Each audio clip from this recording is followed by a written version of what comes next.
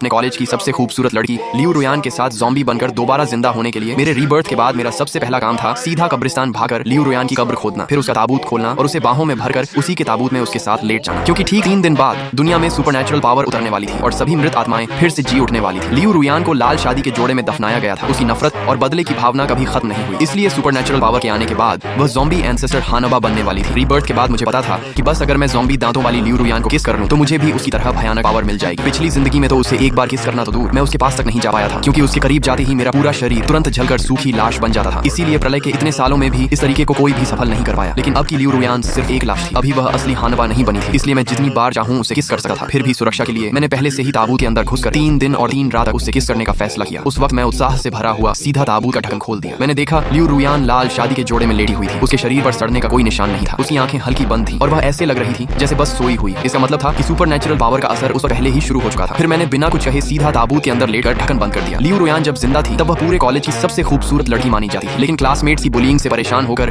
उसने लाल शादी का जोड़ा पहनकर फांसी लगा ली। मरने से पहले उसने विल भी छोड़ा था कि उसका परिवार उसके लिए एक लाल ताबूत तैयार करे और उसे कब्रिस्तान में दफनाए, ताकि मरने के बाद वह भयानक गोश्त बनकर सबसे बदला ले सके। अपने सामने लेटी उस खूबसूरत लड़की को देखकर मैंने बड़ी आसानी से उसे अपनी बाहों में खींच लिया और सीधा उसके होठों पर किस कर दिया। उसके होठ बर्फ की तरह ठंडे थे, लेकिन बिल्कुल भी सख्त नहीं थे, बल्कि मुझे बहुत ही नरम और कोमल एहसास हुआ। मैं पूरी तरह उस दुर्लभ कोमलता में डूब गया। समय भी धीरे धीरे बीता चला गया। पता नहीं कितनी देर बाद मुझे अचानक महसूस हुआ कि लियू रुयान का शरीर हल्का सा कांप रहा था। क्या वह समय से पहले ही जी उठी? मैंने मन ही मन सोचा, लेकिन मुझे बिल्कुल डर नहीं लगा। अभी समय नहीं आया था। हालांकि उसका शरीर सुपरनैचुरल पावर से प्रभावित हो चुका था, लेकिन असली हानबा बनने में अभी थोड़ा समय बाकी था। और अगर पिछली जिंदगी की वह सारी बातें सच थी तो जिस पल वह हानबा बनेगी उसी समय मुझे भी उसकी तरह जबरदस्त पावर मिल जाएगी। लेकिन उसी क्षण मुझे तेज दर्द महसूस हुआ। पता नहीं कब लियू रुयान ने मेरे होंठ पर जोर से काट लिया और मेरे होंठों से तुरंत खून बहने लगा, लेकिन मैं जरा भी घबराया नहीं, बल्कि मैंने भी उसके होंठ पर जोर से काट लिया। उसी समय कब्रिस्तान में पीले रंग के भिक्षु वस्त्र पहने एक आदमी और सफेद ड्रेस पहने एक लड़की मेरी तरफ आ रहे थे। मास्टर, ये लियू रुयान लाल शादी के जोड़े में आत्महत्या करके भी कह रही थी कि मरने के बाद मुझे नहीं छोड़ेगी, आपको मेरी मदद करनी ही होगी। अमिताभ बुद्ध, मैं पिछले 30 साल से भूत प्रेत और राक्षसों का सफाया कर रहा हूँ, चाहे भयानक गोश्त हो या ज़ॉम्बी, सबसे आसानी से निपट सका। इस बार तो मैं खास तौर पर रीचवुड सोर्ड भी लाया हूँ। मुझे नहीं लगता कि वह मेरा सामना कर पाएगी। इस छोटे बालों वाली लड़की का नाम गु छिंगरो था। वह भी लियू रुयान की तरह जियांगहाई टेक्नोलॉजी यूनिवर्सिटी की स्टूडेंट थी। पहले एक छोटी सी बात पर लियू रुयान ने गु छिंगरो को नाराज कर दिया था, जिसके बाद उसने दूसरी लड़कियों के साथ मिलकर लियू रुयान को अकेला कर दिया और बाद में कई बार उसे परेशान भी किया। लेकिन गु छिंगरो ने कभी नहीं सोचा था कि लियू रुयान आत्महत्या कर लेगी, वो भी लाल शादी के जोड़े में, और मरने के बाद कब्रिस्तान में दफन होगी, सिर्फ इसलिए ताकि मरने के बाद भयानक गोश्त बनकर उन सबसे बदला ले सके। अब जाकर गु छिंगरो सच में डर गई थी। उसे सचमुच लग रहा था कि लियू रुयान मरने के बाद उससे बदला लेने जरूर आई। इसी डर की वजह से वह गोंगशु के पास आई थी, ताकि वह लियू रुयान के लिए एक अनुष्ठान कर उसकी आत्मा को जल्द से जल्द अगले जन्म के लिए भेज दे। लेकिन